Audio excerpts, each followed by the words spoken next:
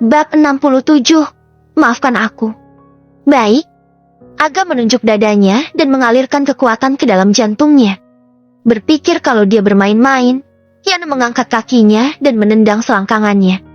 Agam menghindari pukulan itu dan meraih betis Yana sebelum menindihnya di sofa. Posisi itu terlalu ambigu. Agam dengan cepat melepas sepatu dan kaus kakinya, memperlihatkan kakinya yang mulus. Kemudian, dia memukul titik akupuntur Yana dengan buku-buku jari tengahnya. Setelah itu, dia memijat pergelangan kakinya. Tangannya bergerak ke atas. Dia dengan cepat memijat betis dan pahanya yang salus keju. Yana merasa seolah-olah seluruh tubuhnya disentuh oleh Agam. Yana meraih tangannya dan menggigitnya. Agam menampar dahinya dan menggunakan penilaian hidup tingkat pertama.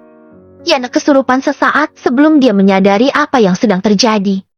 Rasa sentuhan Agam yang masih tersisa membuat Yana sangat kesal. Tetapi ada perasaan aneh yang belum pernah dia rasakan sebelumnya.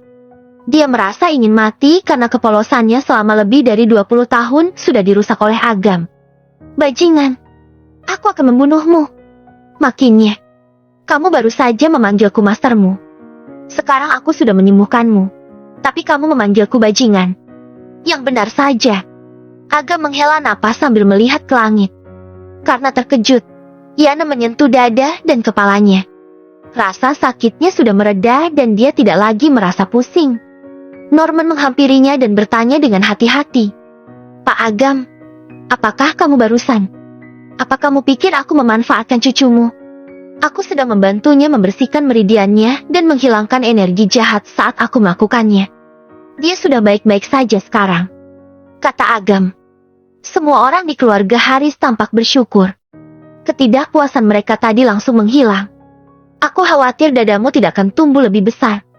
Aku punya resep di sini yang dapat merangsang pertumbuhan untuk kedua kalinya. Apa kamu mau? Tanya Agam. Sika, kenapa aku ingin dadaku menjadi besar? Untuk membuat pria terkesan. Tidak akan. Yana memegang pinggangnya dan memarahinya, tapi wajahnya semakin memerah. Kepala pelayan masuk dan berkata, Tuan Norman, Pak Jamal dan istrinya ada di sini. Persilakan mereka masuk, kata Norman. Segera pasangan parubaya masuk. Mereka berdua mengenakan pakaian mewah dan wanita cantik itu tampak bersinar. Hanya dengan sekali pandang, siapapun bisa tahu kalau mereka bukan orang kaya biasa. Maaf sudah mengganggumu, Tuan Norman. Aku ingin meminta bantuan, ujar pria itu cemas. Jangan khawatir, aku tahu kenapa kamu kesini. Norman tersenyum samar dan memberitahu Agam. Pak Agam, ini Jamal Sandoro dan ini istrinya, Sela Kusuma. Jamal adalah tuan muda dari grup investasi abadi. Dia mengelola 17 perusahaan terdaftar dan merupakan investor terkenal di wilayah timur. Agam mengangkat alisnya. Ketika dia memulai bisnisnya di universitas, dia melakukan banyak penelitian tentang investasi dan sangat terkesan dengan grup investasi abadi. Grup investasi abadi sudah didirikan dalam abad terakhir. Mereka terutama berinvestasi di perusahaan kecil dan menengah dan sudah berinvestasi di lebih dari 100 perusahaan terdaftar. Di antara mereka, ada 27 perusahaan dengan keuntungan tahunan hingga 2 triliun rupiah. Ketika menyangkut tingkat pengaruh seseorang di kota primadona, tidak ada yang bisa dibandingkan dengan Harsa Baskara dan Norman Haris. Tapi dalam hal peringkat ekonomi di seluruh wilayah timur, grup investasi abadi setidaknya ada di 5 tempat teratas dalam total aset. Mereka pantas mendapatkan gelar mereka sebagai pemilik utama. Pak Jamal, ini Pak Agam, dokter ilahi muda yang menyembuhkanku dan Pak Harsa. Hehe. Tidak berlebihan untuk mengatakan kalau Pak Agam menyelamatkan nyawa seluruh keluarga Haris dan kami sangat berutang budi kepadanya. Kalau Pak Agam tidak membantu kami, keluarga Harsa akan hancur, kata Norman. Setelah mendengarkan penjelasannya, Yana mengerutkan bibirnya. Dia berpikir, apa maksudmu dokter ilahi? Dia hanya pria brengsek yang kebetulan belajar sedikit keterampilan medis. Pak Agam, Pak Jamal dan istrinya memiliki seorang putri berusia 7 tahun. Dia lahir dengan cacat jantung bawaan dan berada dalam kondisi kritis berkali-kali. Mereka pergi ke institusi medis di seluruh dunia, tetapi semuanya tidak bisa menyembuhkan penyakit ini. Jelas, Norman. Dia melanjutkan. Mereka mendengar aku mengatakan kalau kamu memiliki keterampilan medis yang baik, jadi mereka datang mencariku. Meskipun sangat mendadak, ini masalah hidup dan mati. Dan aku tidak bisa membantu lebih banyak. Aku harap kamu bisa mengerti. Norman menundukkan kepalanya dan meminta maaf pada Agam. Sebagai seorang dokter, sudah menjadi tugasku untuk menyelamatkan nyawa seseorang. Aku bisa membantumu, kata Agam. Agam bukan orang yang tidak berperasaan. Karena itu dia berinisiatif untuk berjabat tangan dengan Pak Jamal dan istrinya. Pak Jamal dan istrinya menjabat tangannya dengan sopan. Setelah itu, mereka menarik kembali tangan mereka. Pak Norman, apakah ini dokter ilahi yang kamu bicarakan? Tanya Jamal. Dia mengernyitkan dahi. Sejujurnya dia sedikit kecewa. Saat ini, persyaratan minimum bagi seseorang untuk menjadi dokter adalah mereka harus menjadi mahasiswa pasca sarjana dan mereka yang ingin menjadi kepala departemen harus berusia minimal 35 tahun. Mereka yang sedikit terkenal dan memiliki kekuasaan semuanya berusia 50-an atau 60-an atau bahkan sudah pensiun. Melihat betapa mudanya Agam, dia sama sekali tidak yakin. Pak Jamal, jangan memandang rendah Pak Agam hanya karena dia masih muda.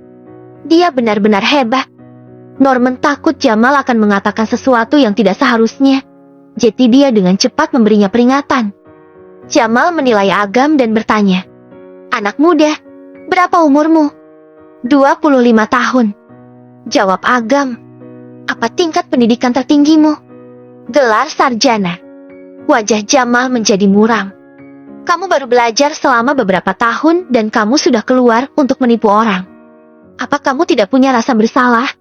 Anak muda, Sher berkata dengan marah. Pak Jamal dan istrinya itu sangat marah. Putri mereka sudah sakit selama 7 tahun dan dia terus-menerus berjuang melawan kematian. Mereka sudah melakukan segala cara untuk mengobati putri mereka. Akhirnya ketika mereka mendapatkan harapan, mereka tidak menyangka pihak lain adalah penipu. Semakin besar harapan yang mereka pendam, semakin besar kekecewaannya.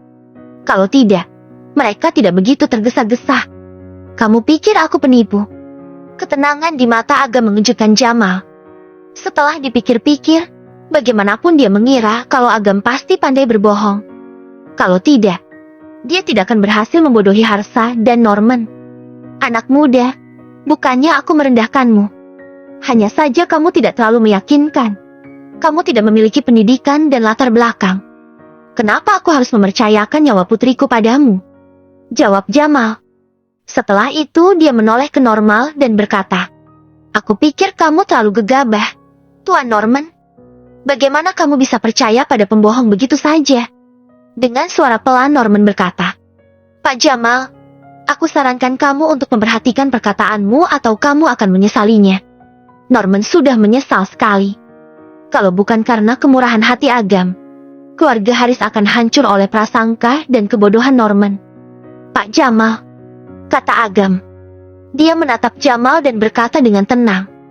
Dadamu penuh dengan darah dan sejumlah kecil darah mengalir keluar. Kamu dapat menyingkirkan penyumbatan dengan berendam dalam air hangat selama 10 menit setiap hari. Tetapi itu akan kambuh dalam waktu 3 hari. Dia melanjutkan. Setiap malam, tangan kananmu bengkak.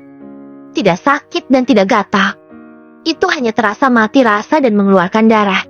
Disertai dengan gejala setengah dari bahu kamu lumpuh. Kamu memiliki kebiasaan mencuci muka dengan air dingin. Setiap kali kamu mencuci muka, sejumlah kecil darah akan mengalir keluar dari hidungmu, lalu berhenti setelah beberapa saat. Tapi frekuensi pendarahan sudah melonjak akhir-akhir ini dan begitu juga volume darah. Disertai dengan pusing dan mual, kan? Dari mana kamu mengetahui hal itu? Jamal bertanya dengan kaget. Hanya dokter pribadinya yang tahu tentang riwayat medisnya. Dia tidak menyangka Agam mengetahui semuanya dalam sekali lihat. Organ-organ di tulang rusukmu menderita nekrosis lokal. Mereka meremas pembuluh darah dan saraf di jantungmu. Dalam 6 bulan lagi, tubuh bagian atasmu akan kehilangan semua fungsinya. Penglihatanmu akan memburuk. Kamu akan kehilangan pendengaranmu dan kamu akan kehilangan kemampuan untuk hidup mandiri dalam waktu 1 tahun. Kemungkinan kamu akan hidup selama 3 tahun lagi kurang dari 20%. kata Agam. Mengabaikan ekspresi muram Jamal, dia menatap Sarah dan melanjutkan. Bu Sarah, kamu lahir pada hari Yin murni. Kamu tumbuh dengan tubuh yang lemah dan secara alami suhu tubuhmu juga rendah.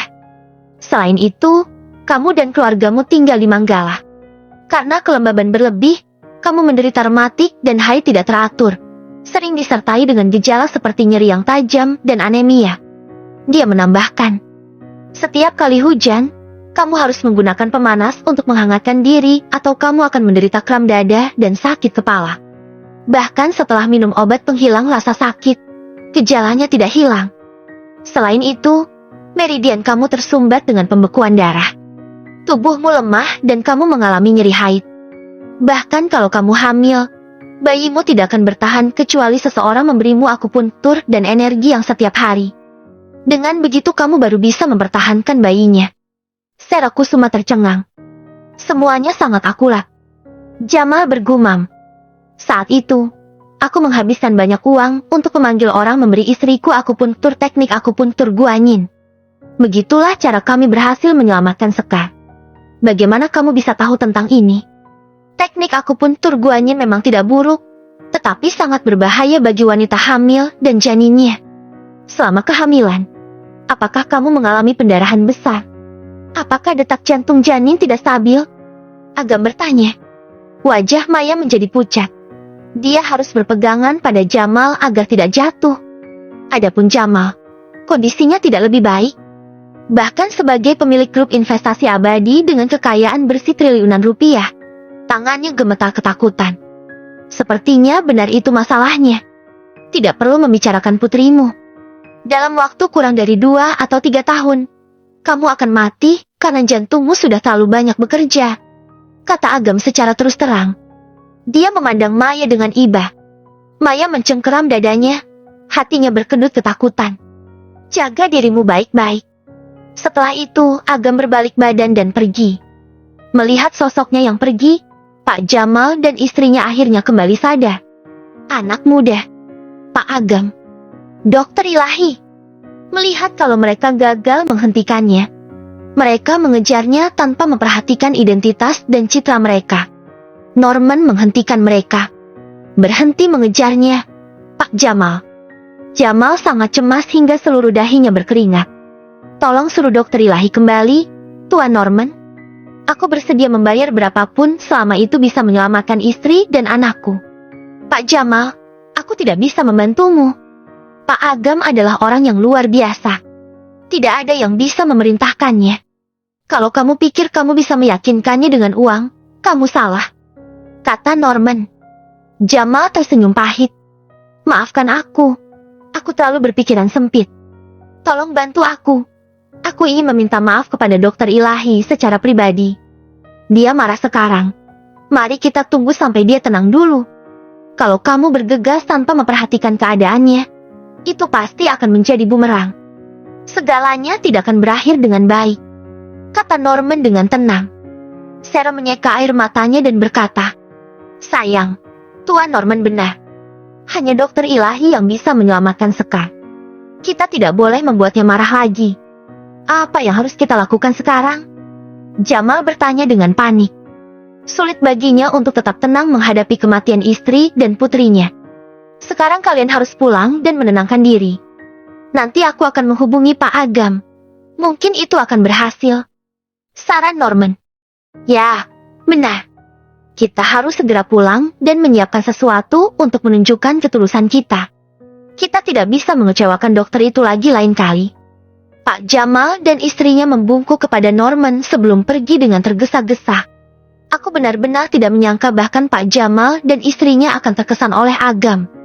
Dengan kemampuannya, kedepannya Agam pasti akan menjadi tokoh top di seluruh wilayah timur. Dia bahkan bisa menyalip 4 keluarga bergengsi, kata Norman. Tak seorang pun di ruangan itu membantah pujiannya. Hal yang paling menakutkan adalah Agam begitu kuat sehingga tidak ada batasan untuk perkembangannya. Tidak ada yang tahu di mana batasannya. Mendengarkan pujian dari para tetua, Yana mengerutkan bibirnya. Tapi bayangan dirinya yang disentuh oleh Agam bergema di benaknya.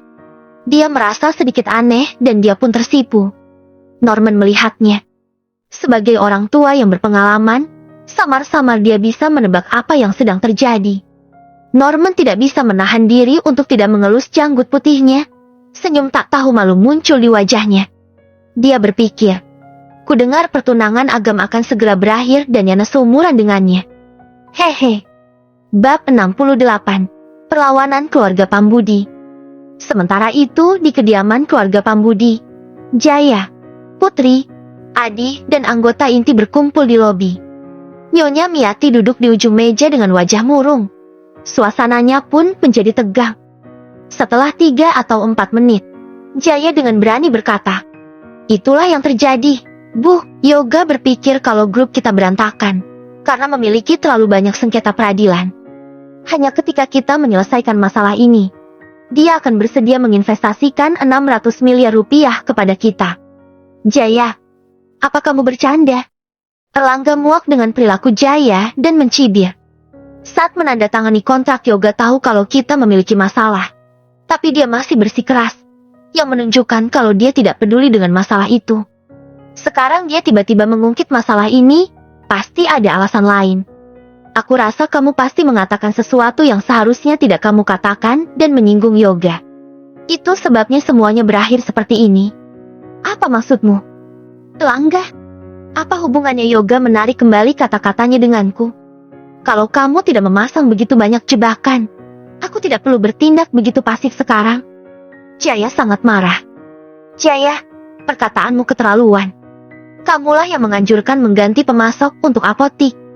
Ketika kami melaporkan masalahnya kepadamu, kamu mengatakan itu tidak masalah selama tidak ada yang meninggal.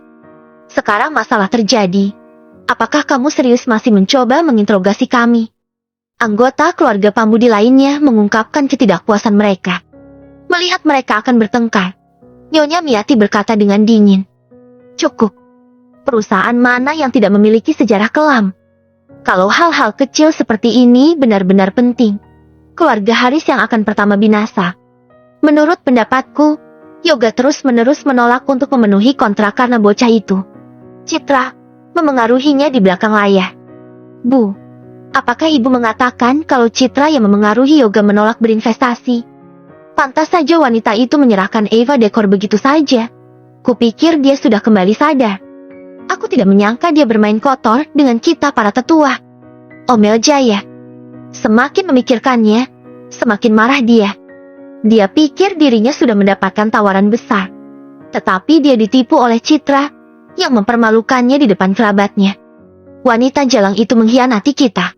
Aku lihat dia bekerja sama dengan Agam, si pecundang itu. Bu, beri perintah sekarang untuk mengusir Citra dari keluarga Pambudi. Teriaknya. Tenanglah. Apa gunanya mengusirnya dari keluarga Pambudi?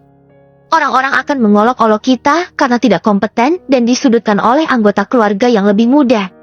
Mereka akan menyebut kita menyedihkan karena menaruh semua harapan kita pada seorang wanita lajang. Kata Nyonya Miati dingin.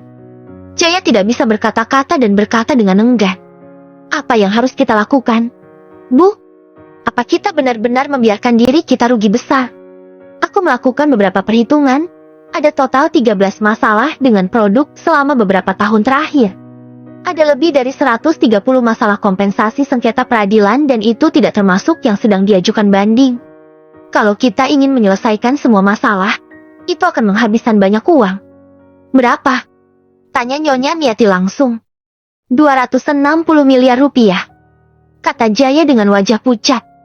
Itu hanya perkiraan konservatif, bahkan belum termasuk jumlah denda yang harus mereka bayar sesudahnya. Kalau mereka benar-benar harus membayar semuanya, keluarga Pambudi akan bangkrut bahkan sebelum mereka bisa menyelesaikan masalah. Wajah anggota keluarga Pambudi menjadi pucat. Mereka berpikir, 260 miliar rupiah. Aset keluarga Pambudi saat ini bahkan tidak bernilai sebagian kecil dari itu.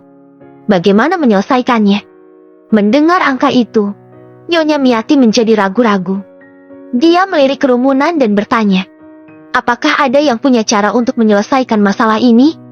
Semua orang menundukkan kepala dan tidak berani berbicara. Nyonya Miati memukul meja kopi dengan marah dengan ekspresi kecewa di wajahnya. Ada apa? Apa kalian semua bisu? Kamu tidak diam saat kita menandatangani kontrak dan membagikan saham. Bu, kurasa kita harus menyelesaikan ini, kata Jaya takut. Berdasarkan kontrak, karena keterlambatan yang kita sebabkan, kita harus membayar sejumlah besar uang. Wajah semua orang berubah drastis, termasuk wajah Nyonya Miati. Kita harus membayar karena menunda sesuatu, pikir mereka. Pada saat itu mereka harus mengeluarkan banyak uang. Apakah itu untuk menyelesaikan masalah gugatan dan produk atau untuk membayar kompensasi besar kepada keluarga Haris? Mereka masih memiliki kesempatan ketika datang pertama kali, tetapi tamatlah riwayat mereka ketika datang terakhir kali. Dasar bajingan, kenapa kamu tidak memperhatikan kontrak ini dari awal? Kata Nyonya Miati dengan marah. Bu, ini benar-benar bukan salahku. Citra yang menandatangani kontrak saat itu. Aku sama sekali tidak ada hubungannya dengan itu, keluh Jaya. Wanita jalang itu lagi, Dewi memaki. Sehari sebelumnya, dia masih menjadi Bu Dewi yang terhormat dan mulia. Karena 600 miliar rupiah dan kontraknya, dia langsung merasa putus asa. Kalau dia tidak bisa mengatasinya dengan baik, kemuliaan dan statusnya akan hilang. Dan dia juga akan menjadi wanita kelas rendah yang berutang. Semuanya karena Citra, wanita jalang itu. Wajah Dewi menjadi kesal dan matanya menunjukkan kebencian. Dia tidak sabar untuk menangkap Citra dan menggaruk wajahnya. Sepertinya kita tidak punya pilihan lagi. Kita harus menyelesaikan masalahnya. Kalau kita melakukannya, semuanya akan baik-baik saja. Nyonya Miati tidak mengatakan apa yang akan terjadi selanjutnya. Kalau mereka tidak menyelesaikannya, semuanya tidak hanya akan sia-sia, tetapi semua orang di keluarga Pambudi juga akan bernasib buruk. Tapi di mana kita bisa mendapatkan uang 260 miliar rupiah? Jangan pikirkan uangnya dan jangan pernah berpikir untuk meminjam uang. Banyak orang menunggu kita untuk mempermalukan diri kita sendiri. Kalau berita itu tersebar, kita akan beruntung kalau mereka tidak menginjak-injak kita, kata Dewi. Nenek, aku pikir hanya ada satu cara untuk mendapatkan uang. Kita harus menjual properti kita, kata Adi dengan percaya diri. Aku sudah menghitung. Properti keluarga Pambudi bisa dijual lebih dari 300 miliar rupiah. Selama kita mendapatkan uang dan menyelesaikan masalah produk, Yoga akan memberi kita 600 miliar rupiah. Kita akan mendapatkan 600 miliar rupiah sebagai imbalan atas uang 300 miliar kita. Kemudian, kita dapat melanjutkan proyek pembangunan kita di kota tua. Kita bisa mendapatkan dua keuntungan sekaligus. Beraninya kamu, Adi. Erlangga mencibir. Dia menunjuk plafon di atas kepalanya dan berkata, properti yang kita punya adalah warisan nenek moyang kita. Apa kamu bisa mempertanggungjawabkannya kepada leluhur kita di akhirat setelah menjualnya? Kamu terlalu kuno, Paman Erlangga. Selama kita bisa mendapatkan 600 miliar dan secara resmi bekerja sama dengan keluarga Haris, tidak butuh waktu lama bagi kita untuk pulih dan menghasilkan banyak uang. Ketika saatnya tiba, kita bisa mengeluarkan sejumlah uang untuk mendapatkan properti itu kembali. Cukup sederhana. Jelas Adi. Setelah jeda, dia menambahkan, kalau itu tidak berhasil, maka setelah mendapatkan 600 miliar, kita bisa segera membeli properti itu kembali. Dengan begitu, kita masih bisa mendapatkan 300 miliar dengan cuma-cuma. Dengan arus kas yang begitu banyak, kita bisa melakukan apapun yang kita mau. Aku setuju dengan Adi. Kita hanya perlu menggadaikan properti untuk saat ini dan mendapatkannya kembali ketika kita mendapatkan uang. Aku yakin nenek moyang kita tidak akan menyalahkan kita kalau mereka tahu tentang situasinya, tambah Jaya. Baik. Kalau begitu, mari kita lakukan, kata Nyonya Miati dengan sungguh-sungguh. Jual semua properti, kecuali Eva Dekor sebagai jaminan dan segera selesaikan masalah dengan uangnya. Jaya, Adi, kalian berdua akan terus bernegosiasi dengan Yoga dan menyampaikan berita ini padanya. Kalian harus melakukan pekerjaan kalian dengan baik. Baik. Adi menanggapi dengan senyum cerah di wajahnya. Sebagian besar bisnis keluarga Pambudi berada di tangan generasi yang lebih tua. Sekarang Adi bisa menjual perusahaan, menyelesaikan masalah dan kemudian memanfaatkan Eva Dekor. Dari awal hingga akhir, Adi hampir tidak pernah rugi. Sebaliknya dia akan mendapatkan keuntungan paling banyak. Setelah 1 dekade atau lebih, Eva Dekor akan tumbuh lebih kuat. Jaya akan menjadi tua dan Nyonya Miati akan mati. Artinya Eva Dekor akan menjadi milik Adi. Saking senangnya, dia ingin berteriak. Bu, Citra sudah membuat kekacauan besar. Kamu tidak bisa membiarkannya begitu saja, kata Jaya. Dewi berdiri dan wajahnya penuh dengan kebencian. Dia hampir kehilangan segalanya karena Citra. Dia harus membuat Jalang itu menderita hukuman dan siksaan yang paling kejam. Anggota keluarga lainnya juga sangat membenci Citra. Seolah-olah Citra sudah memaksa mereka untuk mengambil alih Eva Dekor. Nyonya Miati melihat tidak ada yang keberatan. Jadi dia berkata, tampaknya bocah itu gelisah akhir-akhir ini dan diam-diam memulai bisnis dengan salah satu teman dekatnya. Apakah di antara kalian ada yang mengetahuinya? Nenek, aku tahu tentang ini. Irma berkata, aku kenal teman dekatnya. Namanya Zara Yudhistira. Dia bekerja di grup investasi abadi. Zara juga mengatakan kalau Citra baru-baru ini memiliki ide untuk memulai bisnis atau mengakuisisi perusahaan. Bahkan bertanya kepadaku apakah itu bagian dari rencana keluarga Pambudi.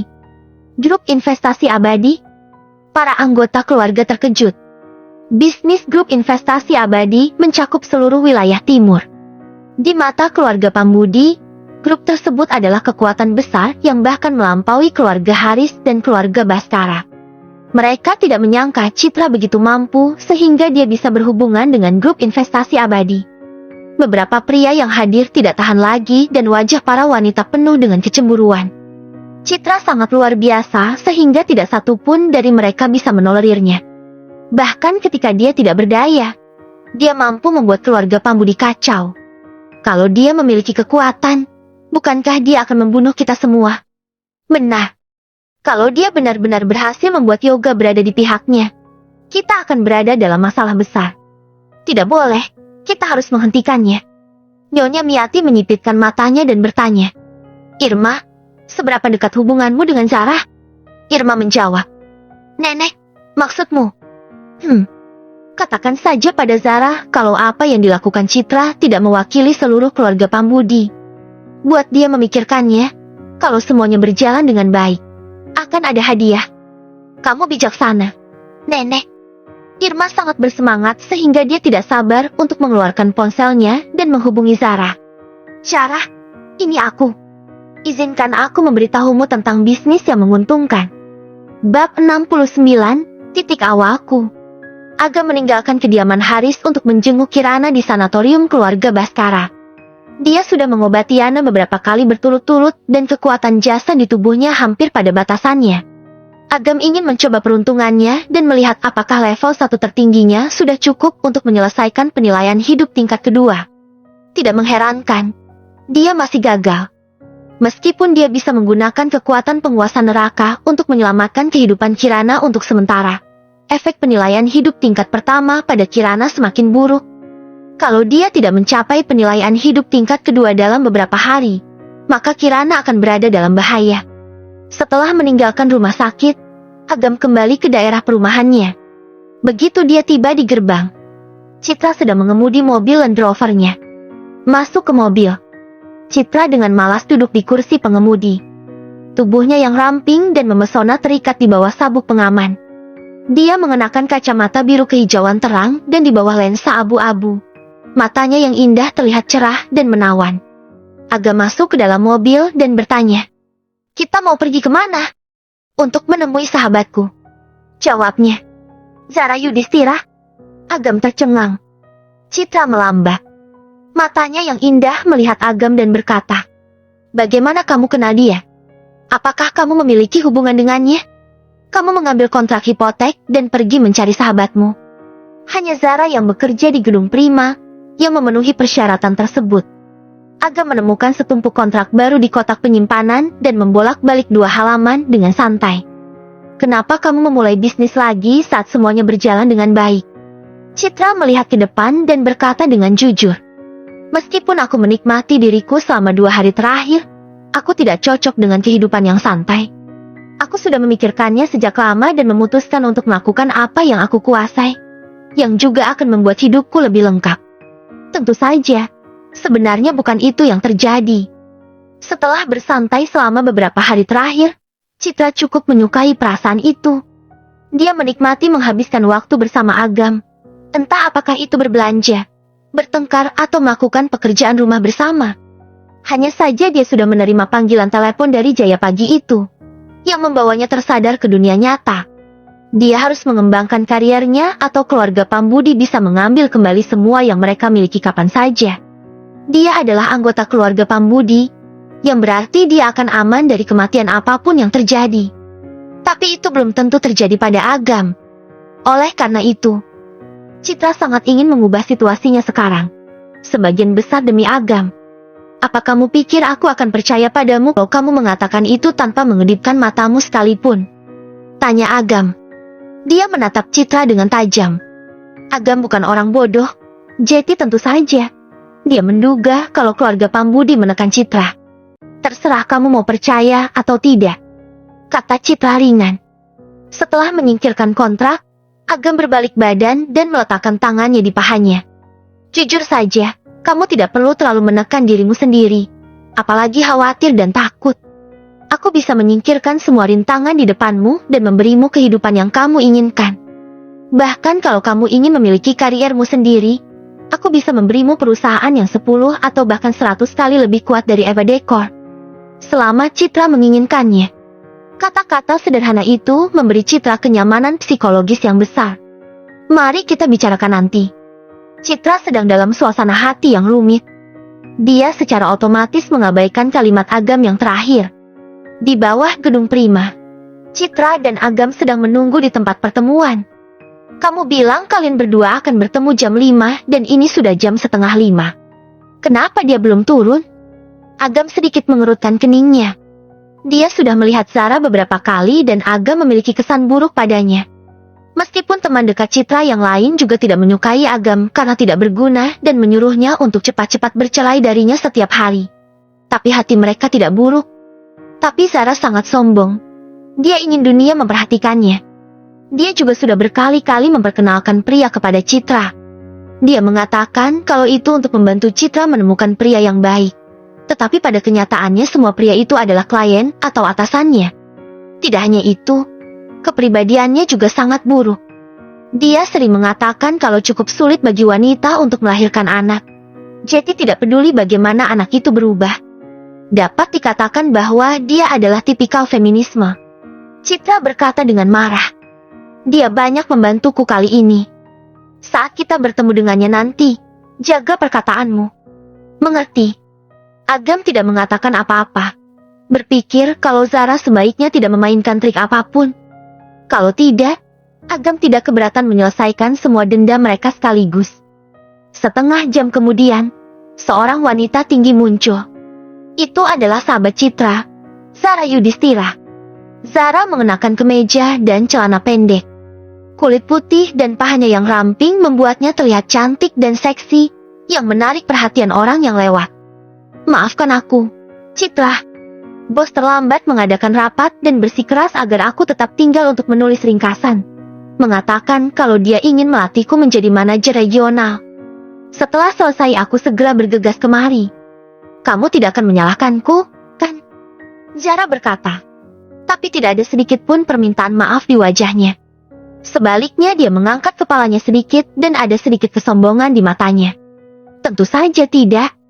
Citra tersenyum dan berkata, kita sudah lama tidak bertemu. Saat masalahnya selesai, aku akan mentraktirmu makan hotpot. Akhir-akhir ini aku tidak terlalu ingin makan hotpot. Bagaimana kalau kita tidak pergi ke restoran populer? Aku mendengar mereka memiliki hidangan baru yang disebut nasi belut bakar. Satu piring hanya berharga 160 juta. Kata Zara. Citra tercengang. Kalau dulu dia tidak akan peduli. Tetapi sekarang bahkan 160 juta sangat berarti baginya. Tapi Zara sudah banyak membantunya. Dia benar-benar tidak bisa menolak. Hanya 160 juta. Bolehkah aku bertanya berapa banyak uang yang kamu hasilkan sebulan? Agam tahu kalau sulit bagi Citra untuk membayarnya. Jadi dia tidak bisa tidak bertanya. Aku mendapatkan 10 juta rupiah sebulan. Jawab Zara. Kamu ingin makan nasi belut bakar yang harganya 160 juta saat penghasilanmu hanya 10 juta sebulan? Siapa yang memberimu keberanian untuk mengatakan kalau harganya hanya 160 juta? Kata Aga marah. Penghasilan 10 juta sebulan sudah banyak untuk wanita sepertiku. Kalau aku bisa menghasilkan banyak uang, maka aku tidak akan membutuhkan seorang pria. Kata Zara dengan ekspresi menghina di wajahnya. Selain itu, rasa nasi belut bakar yang harganya 160 juta jauh berbeda dari yang harganya 160 ribu. Seperti inilah namanya memiliki selera yang bagus dan menjalani kehidupan yang berkualitas. Sulit bagiku untuk menjelaskannya kepada pecundang sepertimu. Setelah itu Zara berkata kepada Citra, "Sudah kubilang tinggalkan pria ini secepat mungkin. Kalau tidak, dia akan merusak kualitas hidupmu. Lihatlah dia mengatakan kalau nasi belut bakar yang harganya 160 juta terlalu mahal. Apa pria seperti dia berguna?" Sebelum Citra bisa mengatakan apa-apa, Sarah menariknya ke dalam gedung. Aga mengerutkan keningnya sedikit. Dia tahu karakter Zara dengan sangat baik, jadi Aga mengikutinya. Ketika mereka memasuki aula, resepsionis menyambut mereka dan bertanya, "Boleh aku tahu siapa yang kamu cari?" Nona Citra adalah teman Pak Gilang. Dia sudah membuat janji. Zara tampak sombong seolah-olah dia adalah orang hebat. "Jadi kamu temannya Pak Gilang. Selamat datang. Silakan ikuti prosedurnya dan isi beberapa formulir singkat," kata resepsionis itu dengan sopan. Citra mengikuti kata resepsionis untuk menandatangani formulir. "Pecundang, beraninya kamu mengikuti kami masuk?" Zara meliriknya dengan jijik. "Citra adalah istriku.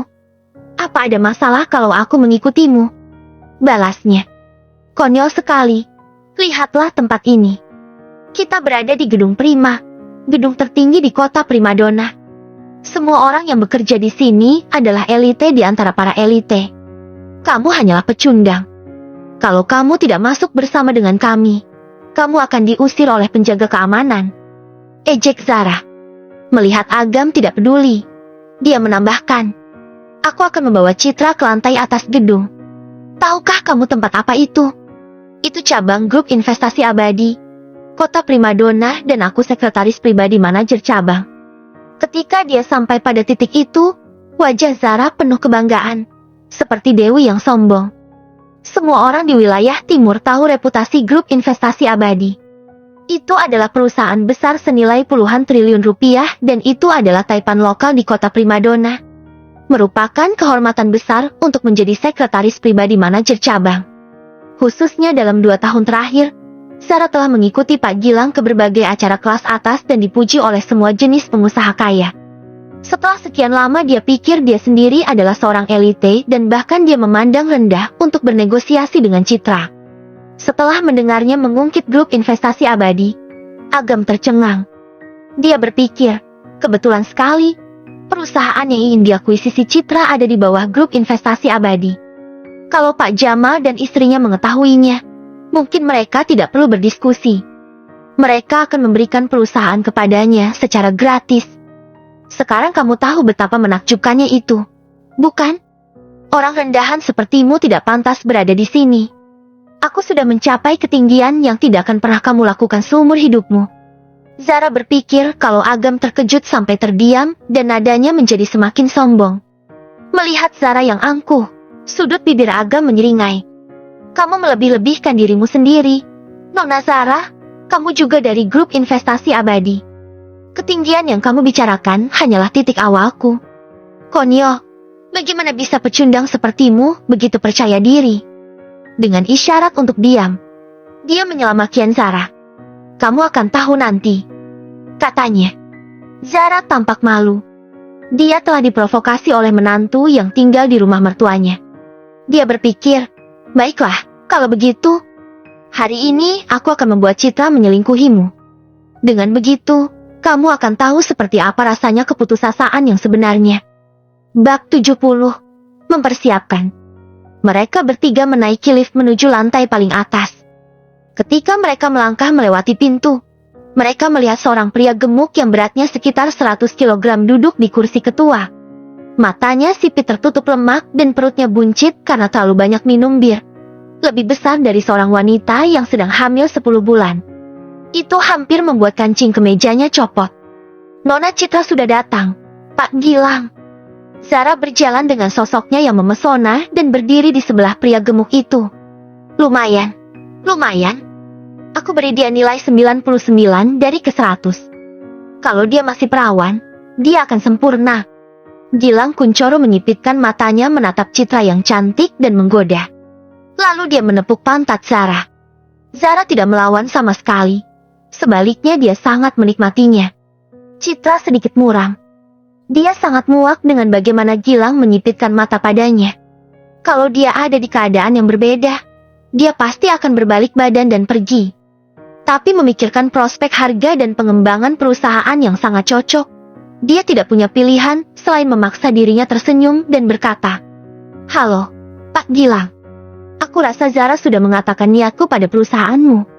Aku berencana untuk membeli perusahaan internet Kindo seharga 10 miliar rupiah. Bagaimana menurutmu?" Nona Citra, perusahaan internet Kindo memiliki nilai pasar 100 miliar rupiah. Aku rasa tidak pantas kalau kamu untuk membelinya seharga 10 miliar rupiah. Jawabnya, menurut perjanjian kita sebelumnya, aku akan memberimu 10 miliar rupiah terlebih dahulu untuk akuisisi. Dan untuk sisa 100 miliarnya, akan kuberikan 20 miliar setiap tahunnya selama 5 tahun. Kalau dividen keuangan tahunan kurang dari 20 miliar, laba akan meningkat 10% per bulan. Kalau aku tidak membayarmu kembali dalam waktu 5 tahun, maka aku tidak akan mengambil uang untuk diriku sendiri dan mengembalikan perusahaan itu kepadamu. Jelas Citra. Dividen 20 miliar setahun? Betapa dermawannya. Nona Citra. Walau aku tidak tahu apa kamu bisa melakukannya atau tidak, aku mengagumi keberanianmu. Gilang tersenyum dan mengusap jari-jarinya. Tapi kamu berniat menggunakan 10 miliar untuk mendapatkan hak manajemen perusahaan internet Kindo. Belum lagi uang itu adalah pinjaman tanpa bunga apapun. Sama saja kamu tidak membayar pokok apapun, kamu bisa mendapatkan perusahaan senilai 100 miliar rupiah secara gratis. Bagaimana bisa ada kesepakatan sempurna seperti itu? Bisakah kamu memberiku beberapa contoh, Nona Citra? Pak Gilang, bukankah ini syarat yang kita sepakati? Tanya Citra. Kalau bukan karena kesepakatan yang sudah dibuat, Citra tidak akan datang. Kamu seorang pengusaha wanita, Nona Citra. Bahkan harga beras berubah setiap harinya. Apalagi perusahaan internet bernilai hingga 100 miliar rupiah. Kata Gilang. Saat dia bersandar di kursinya, Zara memberinya cerutu. Setelah mengembuskan napas, dia melirik Agam dengan jijik melalui asap tebal dan berkata kepada Citra, "Kamu belum cukup menunjukkan ketulusanmu. Kenapa kamu membawa pengawal ke sini untuk membicarakan bisnis? Dia suamiku, bukan pengawal." Citra berkata tanpa ekspresi, "Hei, kamu sangat cantik dan berbakat. Sungguh tidak adil bagimu memiliki suami yang miskin. Apa kamu tidak akan mempertimbangkan untuk mencari penggantinya?" Ejek Gilang. Wajah Citra langsung menjadi muram. "Pak Gilang, aku di sini untuk membicarakan bisnis. Aku harap kamu tidak keluar dari topik. Kalau kamu datang ke sini untuk membicarakan bisnis, maka kamu harus bertindak seperti itu. Aku tidak peduli apakah dia pengawalmu atau suamimu. Tidakkah menurutmu dia mengganggu?" Gilang menyilangkan kakinya di atas meja dan berkata dengan berani, "Kalau kamu bahkan tidak memiliki ketulusan seperti itu, maka aku pikir kita tidak perlu melanjutkan pembicaraan ini." Setelah beberapa saat ragu, Citra berbalik badan dan berkata kepada Agam, "Sekarang kamu pergi dulu." "Baik." Agam melirik Gilang dan meninggalkan kantor dengan acuh tak acuh. Saat pintu ditutup, Gilang berdiri, mematikan rokok dan menarik ikat pinggangnya yang longgar. Dia berjalan mendekat dan berkata, "Nona Citra, Zara adalah putri baptisku. Karena itu, aku menyetujui syaratmu. Jadi bukankah seharusnya kamu juga menyetujui syaratku?"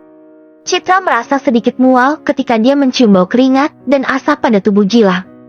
Dia mundur selangkah dan bertanya, "Apa syaratmu, Pak Gilang?" "Aku tidak ingin 10 miliar rupiah. Perusahaan itu akan menjadi milikmu kalau kamu menjadi milikku." Dia menggosok kedua tangannya dengan penuh semangat dan memperlihatkan senyum jahat.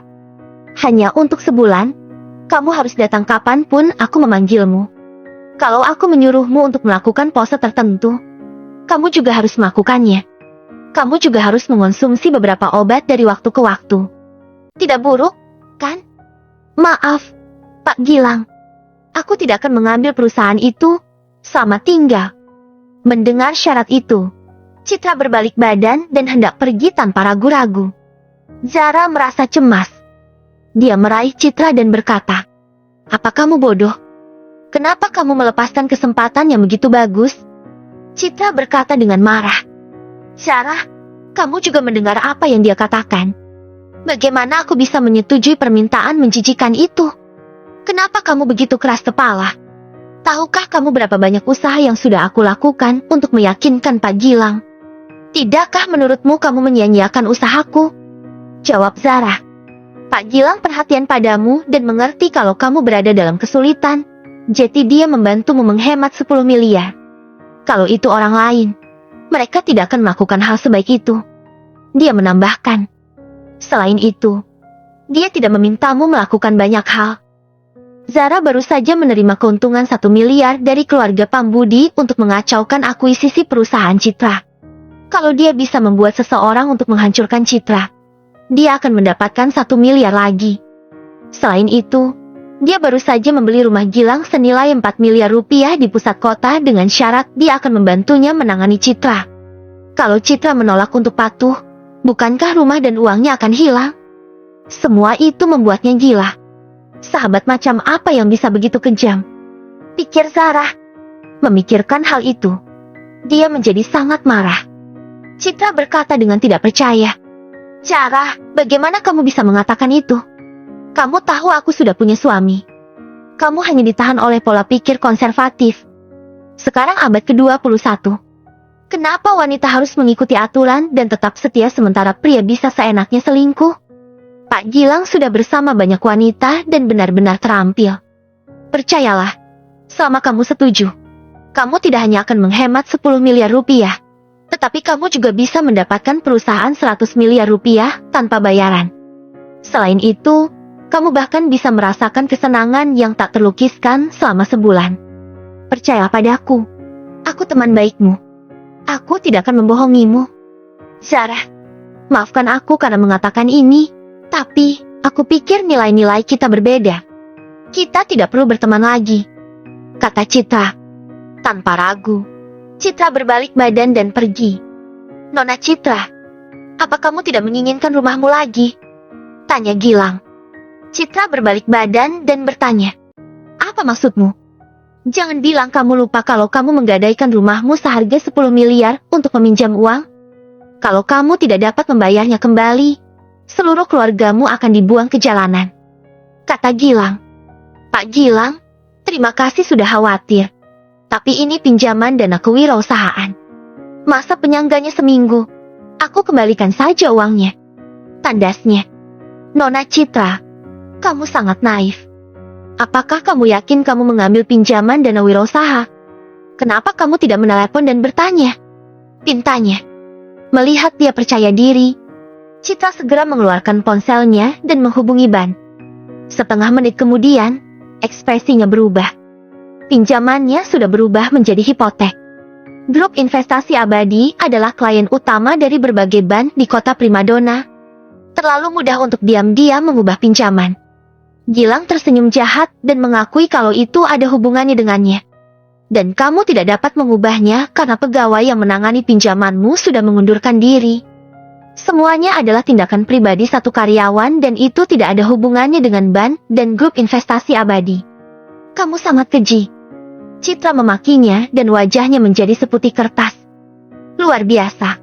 Aku suka kalau gadis cantik meludahi wajahku, jawab Gilang. Gilang menikmatinya dan berkata dengan cabul, "Cantik, kamu gadis yang cerdas. Tapi kamu masih terlalu muda untuk memiliki cukup pengalaman."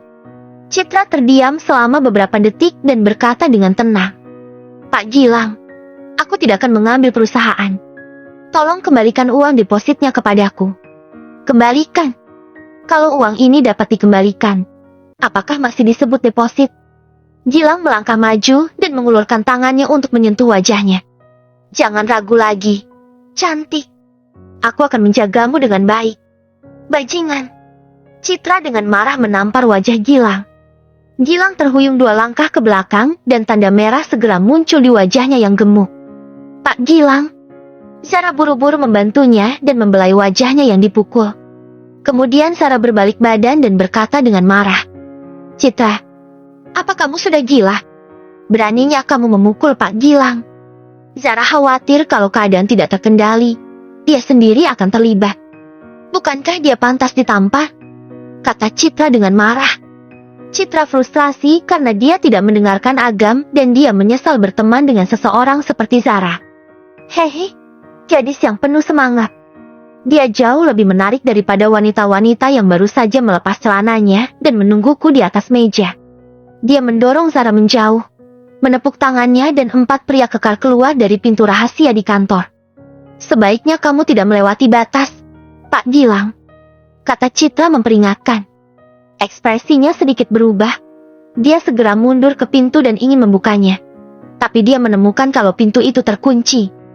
Hehe, apa kamu pikir ini tempat di mana kamu bisa datang dan pergi sesuka hatimu? Kalau kamu tidak melayaniku dengan baik hari ini, jangan pernah berpikir untuk pergi dari sini. Ejek Gilang. Citra menendang pintu beberapa kali dan Gilang dengan bangga berkata, tidak perlu repot-repot. Itu pintu baja khusus yang kedap suara dan anti pecah. Saat suami pecundangmu masuk, aku akan memanfaatkanmu sepuasnya. Hahaha. Akan sangat menyenangkan kalau dia melihatmu telanjang dan dipermalukan olehku. Setelah itu, Gilang hendak meraih pergelangan tangan halus Citra setelah dia mendorongnya dengan kasar. Citra berlari ke meja dan mengambil pena.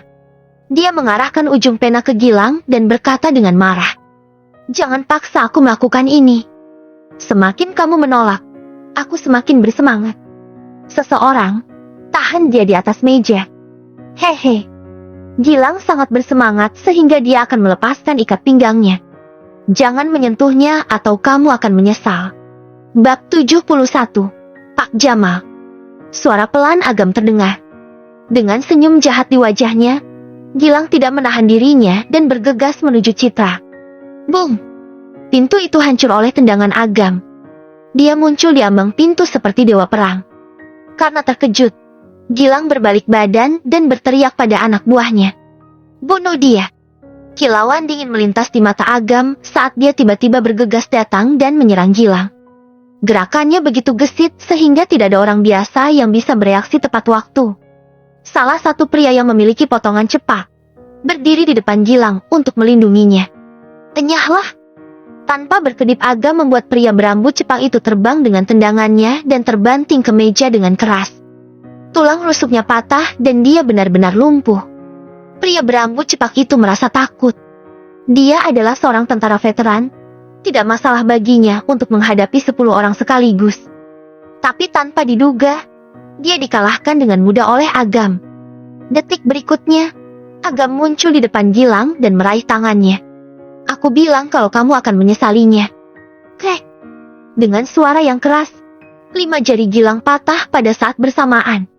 Ah! Gilang menjerit seperti sapi dan matanya berputar ke belakang karena kesakitan. Jari-jari yang patah lebih terasa menyakitkan daripada patah pada tangan atau kaki. Buk! Tanpa membuang waktu, dia menendang Gilang ke tanah. Tubuh gemuk Gilang berguling-guling di tanah dengan 3 tulang rusuk yang patah. Wajahnya pucat karena kesakitan dan giginya bergemeletuk hebat. Tapi Agam belum selesai. Sebaliknya, dia meletakkan kakinya di tangan Gilang yang lain. Tolong ampuni aku. Gilang tersentak. Wajahnya gemetar takut. Memaafkanmu. Dalam mimpimu.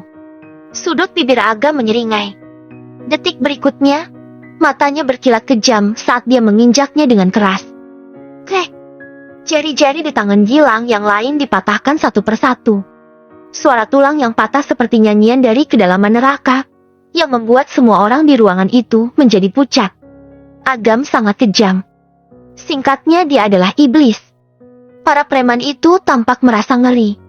Agam sangat kejam dan mereka bukan tandingannya. Tolong! Seseorang telah dibunuh. Desis Sarah. Syarah, tenanglah. Citra berjalan untuk menghiburnya. Enyahlah, dasar jalang. Jangan munafik. Kamu dan pecundang ini bersekongkol. Kalian berdua adalah pembunuh, teriak Zara. Zara memanfaatkan kesempatan itu dan mengeluarkan ponselnya untuk merekam keadaan itu. Aku tidak ingin 10 miliar. Ayo pergi sekarang. Khawatir Agam akan ditangkap polisi. Citra meraih lengannya dan hendak pergi.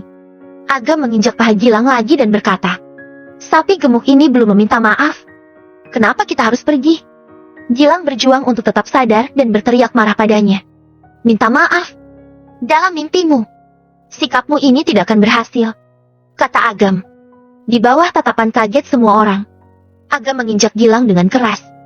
Lemak di paha Gilang terimpit dan berubah bentuk, tulang pahanya retak karena tekanan besar. Gilang berteriak sedih. Tubuhnya yang gemuk seperti cacing yang diberi garam, berguling dan meronta terus-menerus. Agam menginjak pahanya yang lain tanpa ampun. Dia terus terang dan tidak menyisakan ruang untuk bernegosiasi. Para preman itu ketakutan. Mereka berada di Gedung Prima, wilayah grup investasi abadi. Bagaimana Agam akan meninggalkan tempat itu hidup-hidup setelah melumpuhkan salah satu manajer? Gilang melihat tatapan menggoda Agam. Adegan itu seperti kucing yang menggoda tikus. Dia merasa seolah-olah dia jatuh ke danau yang beku. Wajahnya penuh ketakutan. Tapi dia tidak mau menundukkan kepalanya pada pecundang seperti Agam. Menahan rasa yang sangat sakit, dia berkata dengan tegas. Apa kamu tahu tempat seperti apa ini? Kalau kamu berani menyentuhku lagi, aku bersumpah kamu tidak akan bisa keluar dari gedung ini. Benarkah? Dia meraih leher Gilang dan mengangkatnya seperti bebek di bawah tatapan takut semua orang. Dengan satu pukulan, jendela kaca itu hancur. Mereka berada di atas lantai 30 dan hembusan angin kencang bergegas masuk. Detik berikutnya, kaki Gilang terangkat ke udara. Mobil dan pejalan kaki terlihat sekecil semut. Itu cukup untuk membuat tulang belakang seseorang menjadi sakit saat rasa dingin mengalir ke seluruh tubuh mereka. Bangunan itu tingginya sekitar 400 meter dan kalau seseorang jatuh dari ketinggian itu, usus mungkin bisa terbang ratusan meter jauhnya. Gilang seperti tenggelam. Dia berjuang mati-matian dan berteriak sedih. Kalau kamu terus bergerak, aku tidak akan bisa menangkapmu, kata Agam pelan dan Gilang langsung menjadi tenggang ketakutan. Semakin Gilang memikirkannya, dia semakin takut.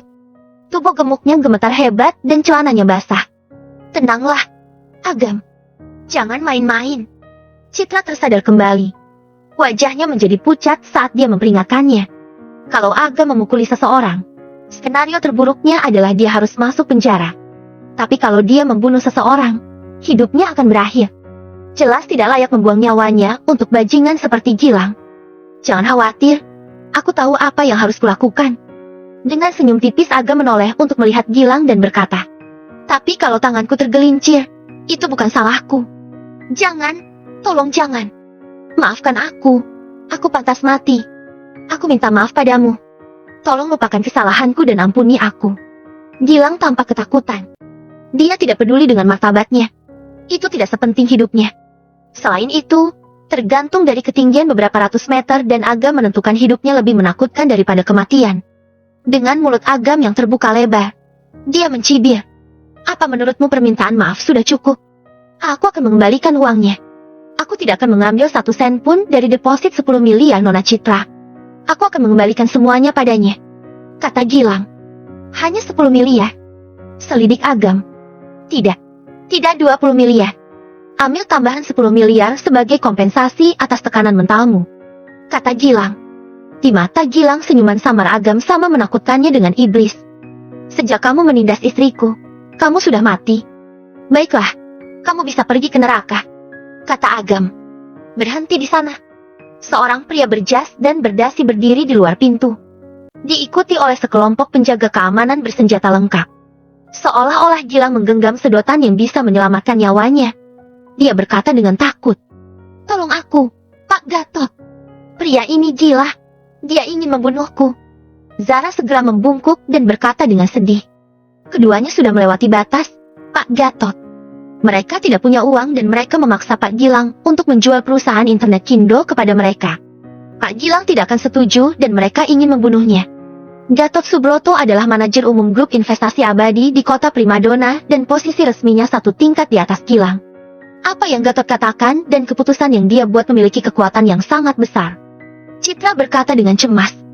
Pak Gatot, tidak seperti itu. Gatot mengangkat tangannya untuk menyela Citra dan berkata dengan santai.